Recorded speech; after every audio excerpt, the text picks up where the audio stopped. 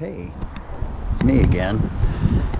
A lot of people in the park today, so I thought I'd give us a little tour on my way back from the park. I was in the Laurelhurst Park today, and there were just way too many people there, so I couldn't really do this there. So anyway, I thought I'd get on. Oh, by the way, it's me. Hi. I'm back. And we're in this really beautiful neighborhood that we're in right here.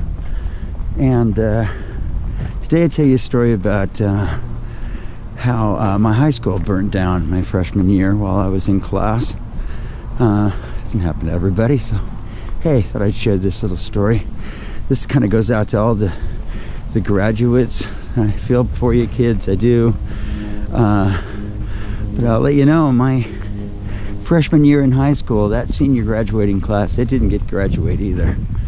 And that's because our school burnt down while we were inside of it. Very lovely neighborhood here.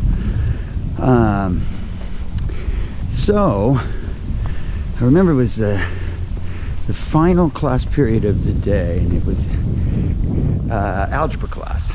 And the teacher of the class was a guy, I'll never forget his name because it was a strange name, Mr. Erdahl. E-R-D-A-H-L, I think, Erdahl. And little house, and all sorts of styles in this neighborhood. But he's teaching the class, and we hear a fire alarm go off. And normally everybody just immediately stands to their feet and starts going through the motions of a fire drill in the school. We've done it a million times. But we start getting up, and Mr. Erdahl says, hey, no. This is an unscheduled fire drill. You're going to sit there and let me finish what I'm trying to get you to learn. And then I'll let you guys get up and we'll go do the fire drill.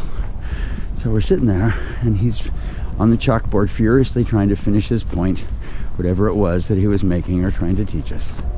And the kid in the back of the room, I wish I could remember his name, puts his hand into the air and gets called on and says, Mr. Erdahl,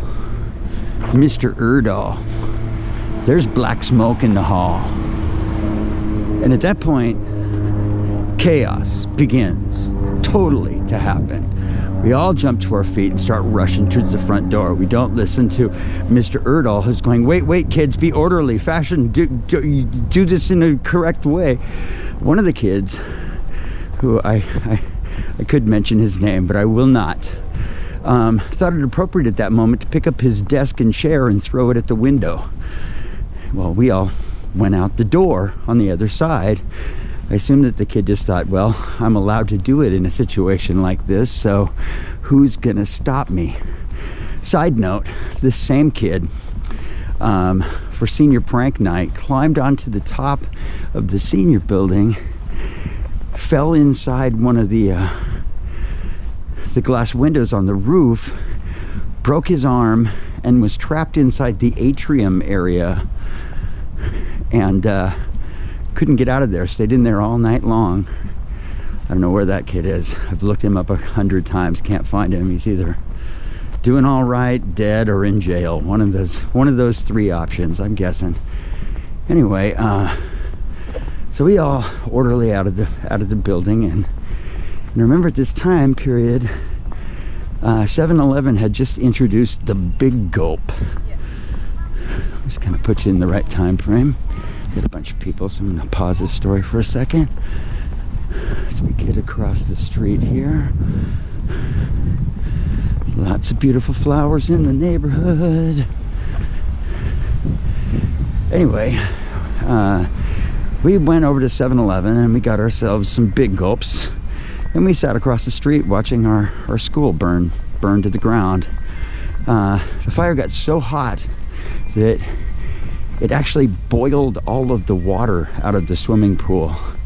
The fire got so hot that the mortar in the bricks melted, and entire walls of brick just came crashing down as we sat across the street, probably playing Dungeons and Dragons, drinking our Big Gulps, and realizing that school's out for summer. that's my short little story today. I hope you enjoyed it.